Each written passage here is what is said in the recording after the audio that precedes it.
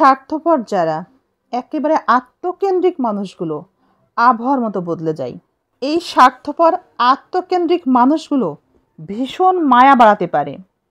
আপনার ভিতরে মায়া তৈরি করে আপনাকে কষ্ট দিয়ে আপনার কাছ থেকে স্বার্থ আদায় না হলেও আবার হলেও আপনাকে ছেড়ে চলে যাবে, কিছুই বলবে না, নিঃশব্দে চলে যাবে, আপনাকে এভাবে কষ্ট দিবে, আপনাকে ঠকাবে এভাবেই। এই ধরনের আত্মকেন্দ্রিক স্বার্থপর মানুষ যদি আপনজন বন্ধু হয়, তবে তারা আপনার জীবনের ক্ষতির কারণ। তাই তাদের আচরণ বুঝে উঠতে সক্ষম হলে তাদের সাথে সম্পর্ক না রাখাই ভালো। সবসময় একটা কথা মনে রাখবেন, অন্যের কথায় কখনো নিজের স্ত্রীকে খারাপ ধারণা করবেন না। কেননা যখন আপনার স্ত্রীর প্রতি আপনার নজরকে কেউ খারাপ করে দেয়, তখন বুঝতে হবে ওই ব্যক্তি আপনাদের সম্পর্কের মধ্যে ইবলিশের ভূমিকা পালন করছে।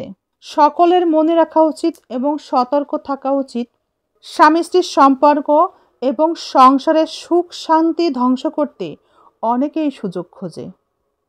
আপনার জীবনে হাজারো সমস্যা, শত শত অভাবে আপনার দিন যায়, আশেপাশে কোনো মানুষ আপনার খোঁজ রাখে না, কেউ দেখেনি আপনাকে, আপনি পড়ে আছেন। দু একজন হয়তো বা দেখেছে অথবা কেউ দেখেনি, কিন্তু যেদিন আপনি উঠে দাঁড়াবেন সেদিন সারা বিশ্ব আপনাকে দেখবে। কিন্তু অহংকারের কারণে যদি আপনি পুনরায় পড়ে যান, তাহলে সারা বিশ্ব আপনাকে দেখে হাসবে।